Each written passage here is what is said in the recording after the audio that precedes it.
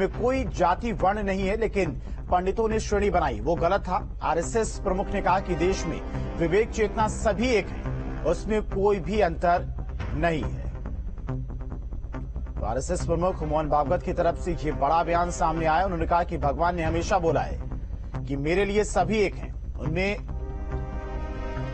कोई जाति वर्ण नहीं है, लेकिन पंडितों ने श्रेणी बनाई है, वो गलत है।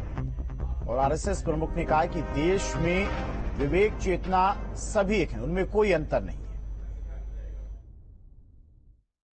शास्त्रांचा आधार घेऊन पंडित लोक जे सांगत असतात ते खोटं आहे। जाती जातीच्या श्रेष्ठत्वाच्या कल्पनेमध्ये उच्च नीचतेच्या भोवऱ्यात अडकून आपण भ्रमिष्ट झालो आहोत। हा भ्रम दूर करायचा आहे। आपलं ज्ञान आहे, आपली परंपरा आहे, ते हे सांगत नाही, हे सांगितलं पाहिजे समाजाला।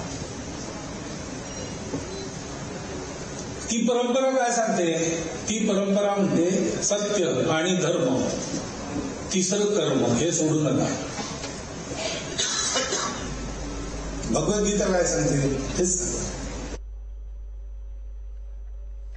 और आरएसएस प्रमुख मोहन भागवत के इस बयान पर एसपी नेता स्वामी प्रसाद मौर्य ने भी ट्वीट किया। उन्होंने लिखा कि जाति व्यवस्था पंडितों ने बनाई है। यह कहकर आरएसएस प्रमुख श्री भागवत ने धर्म की आड़ में महिलाओं, आदिवासियों और दलितों व पिछड़ों को गाली देने वाले तथाकथित धर्म के ठेकेदारों व ढोंगियों की कलाई खोल दी है। कम से कम अब तो रामचरितमानस से आपत्तिजनक टिप्पणी हटाने के लिए आगे आए।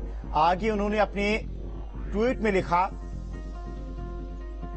यदि ये बयान मजबूरी का नहीं है तो साहस दिखाते हुए केंद्र सरकार को कहकर रामचरितमानस से जाति सूचक शब्दों का प्रयोग कर नीच अधम कहने वाले तथा महिलाओं, आदिवासियों व दलितों और पिछड़ों को प्रताड़ित, अपमानित करने वाली टिप्पणियों को हटवाएं। मात्र बयान देकर लीपापोती करने से बात बनने वाली नहीं है।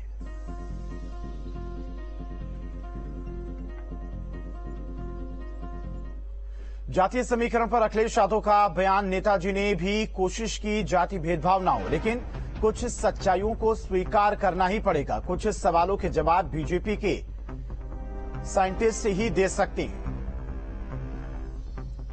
तो अखिलेश यादव की तरफ से जातीय समीकरण पर यह बयान सामने आया। उन्होंने कहा कि नेताजी ने भी कोशिश की कि जाति भेदभाव ना हो, लेकिन कुछ सच्चाइयों को स्वीकार करना पड़ेगा। कुछ सवालों के जवाब बीजेपी के रिलीजियस साइंटिस्ट ही दे सकते हैं।